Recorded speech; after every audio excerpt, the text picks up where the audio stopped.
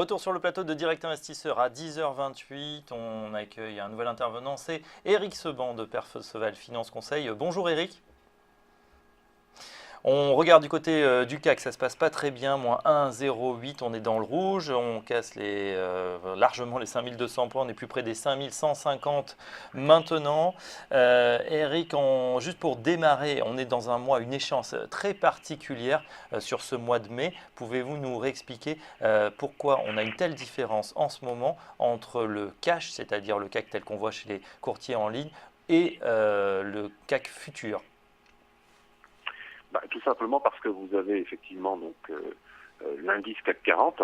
L'indice CAC 40 est un indice, donc ça ne se négocie pas, ça se calcule. Et pour intervenir sur cet indice, donc il y a un sous-jacent d'un instrument financier tel que par exemple le futur CAC 40, vous avez une différence qui peut apparaître lorsque on se retrouve par exemple dans un mois où beaucoup de sociétés vont détacher des dividendes. Donc, la différence, si vous voulez, entre le contrat futur et l'indice, c'est que l'indice, lui, il est linéaire, il passe d'un mois à l'autre, n'est-ce pas?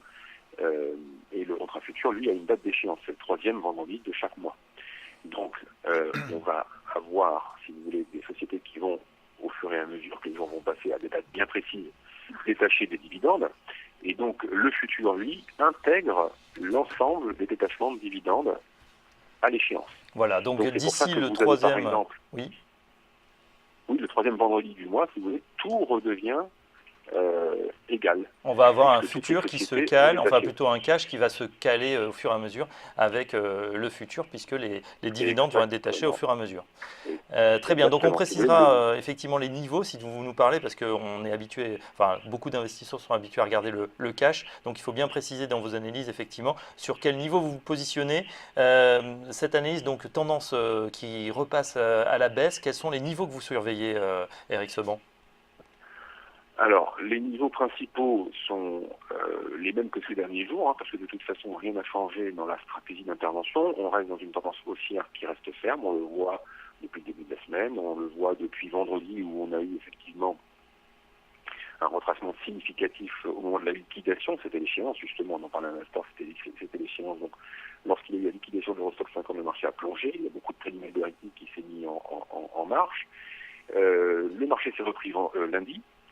Et puis depuis, on est encore dans les mains du trading algo. C'est pour ça qu'on a autant d'écarts qui se font de façon assez violente. Ça monte, ça redescend, ça fait ça n'arrête pas, c'est erratique. Donc ça crée beaucoup de volatilité en intraday. Et donc ça peut en effet faire réfléchir certaines personnes qui se disent voilà, cette fois-ci, ça y est, on est en train de retracer significativement. Alors, et tous ceux qui se sont dit ça mardi se sont fait avoir, ça s'est passé encore hier. Il faut garder une vision un peu plus prendre de la hauteur et rester sur le court moyen terme. Quelle est la tendance? La tendance est toujours haussière, non infirmée. On voit à chaque fois que ça baisse, que ça remonte, le marché reste ferme. Donc on continue à adopter la même stratégie qui consiste à attendre des retracements pour intervenir. Alors on peut intervenir de deux façons. Et c'est en fonction, en effet, du comportement du marché qu'on va choisir le type d'intervention que l'on va faire. Le matin, en règle générale, on intervient par anticipation parce qu'on a assez peu de risques d'être pris à contre-pied de façon significative. Donc on attend un retracement, c'est ce qu'on a fait ce matin en intervenant sur 5140. Pour l'instant, et comme hier d'ailleurs, on est à l'envers, mais on a de toute façon un siège éjectable, c'est-à-dire que si le marché décide de partir en ligne droite, on a un stop, parce que de toute façon, dans le trading, il faut plus se focaliser sur combien on va perdre plutôt que de savoir combien on va gagner. C'est essentiel de savoir effectivement combien on est prêt à perdre. Donc on a un siège éjectable qui est 4925 cassé. Si on a accepté la différence entre le prix d'entrée et ce stop, on peut ouvrir sa position. En dehors d'un marché qui partirait en ligne droite à 4925, on va bien évidemment avoir, en règle générale, des portes de sortie pour sortir dans de plus ou moins bonnes conditions en fonction de ce que le marché va nous dire. Alors pour savoir ce que le marché va nous dire, donc pour faire une analyse contextuelle, il faut l'observer dans son déroulement toute la journée. Qu'est-ce que l'on peut dire pour aujourd'hui par exemple? Effectivement, 4140 pour l'instant a été cassé, c'est passé assez vite en bas, mais on est habitué parce que, comme je vous le dis, on a beaucoup de trading algo, donc dans ces cas-là, il n'y a pas d'état d'âme, c'est les machines, ça y va, ça envoie les ordres. On a un niveau important 4125-130 qui a également été cassé. Et comme je vous le disais ce matin à 9h, 5125, 130. Si on était à 4000, là, on aurait des frayeurs. Là. 125-130 cassé, c'est le niveau en dessous duquel je n'interviens plus que sur un signal technique. Je n'anticipe plus. Le marché m'indique qui pour l'instant n'a pas voulu rester au-dessus de ce niveau. Au-dessus de ce niveau, il garde le maximum de chances de poursuivre à la hausse. Donc pour l'instant, je reste méfiant et j'attends donc un signal technique. Qu'est-ce que m'apporte un signal technique par rapport à une anticipation? L'anticipation, c'est j'anticipe sur un niveau de prix qui est toujours sur la top list, sur le top de ma liste, pardon, la façon que je préfère d'intervenir parce que c'est le prix qui a le plus important. Mais à partir du moment où ça n'a pas fonctionné par anticipation, c'est que ce n'était pas forcément le bon moment. Donc je vais utiliser ensuite un signal technique qui va me donner le bon timing. Je vais optimiser le momentum pour rentrer. Donc tant que je n'ai pas un signal technique, le marché peut continuer de descendre. Je sais où je me coupe si ça continue de descendre et que ça va stop.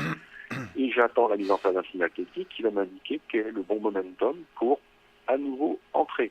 Pourquoi je vais me permettre d'entrer? C'est pas que je moyenne, c'est que je suis rentré par anticipation, donc je suis rentré avec un tiers de ma position maximum, et que je vais pouvoir, sur un signal technique, rentrer le maximum de la position que je me permets de mettre sur le marché. Très bien. Donc je vais renforcer parce que j'ai un momentum.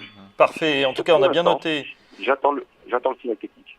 On a bien noté en tout cas le siège éjectable pour vous, le niveau des 4925, le niveau où vous lâcherez tout, en tout cas lâcherez vos positions qui ont été prises récemment. Juste une chose que je voulais vous continuer, si vos auditeurs sont intéressés pour avoir le détail des dividendes, pour la première fois on a publié le tableau que l'on fait pour nos clients, il est sur notre site, sur la page d'accueil, www.percevalfinance.conseil, vous avez percevalfinance.com, vous avez tout le détail des dividendes avec les dates de détachement, comme ça tout le monde peut avoir les idées claires sur les différences entre Swiffer et le cash. Eh ben, c'est parfait. En tout cas, merci pour l'explication. C'était très clair. Merci Eric Seban. Je rappelle que vous êtes trader pour Compros et coach for Marcelleur. C'est chez Perceval Finance Conseil. Tout de suite, on va retrouver Benoît Rousseau dans Direct Investisseur. À tout de suite.